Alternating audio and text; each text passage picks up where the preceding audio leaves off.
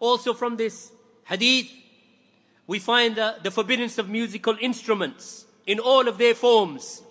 And this is reported in numerous hadith anyway, like the hadith of the Prophet ﷺ, that a time will come when my ummah will seek to make permissible that which I have made impermissible. And from those affairs that the Prophet ﷺ mentioned was the playing of musical instruments. So musical instrument, and that hadith is in Bukhari, musical instruments and the playing of musical instruments and the usage of musical instruments and the listening of musical instruments, all of this is forbidden. And all of this is haram. And many of the Salaf, they used to say that these musical instruments or the listening of musical instruments, do not listen to them, for it is the recital of shaitan. It is the Quran or the recital of shaitan. So musical instruments in all of their forms are forbidden because it entails disobedience to Allah and being beguiled by shaitan. This includes the singing of songs, flutes, guitars, drums, pianos, and other than that. And likewise what they refer to today as anashid al-Islamiyya. And there's no such term. They've invented this term as a bid'ah. That they call them these nasheeds that we are singing. And they organize concerts around anashid. And then they sing and they dance on stage.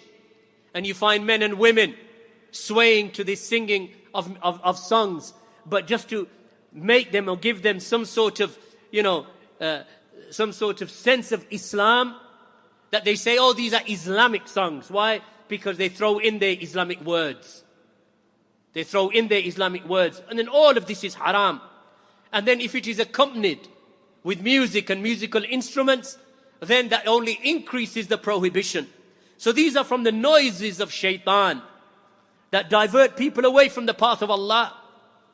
And the only time that singing and the use of a simple drum is permitted is for women at a wedding or on Yawm al-Eid.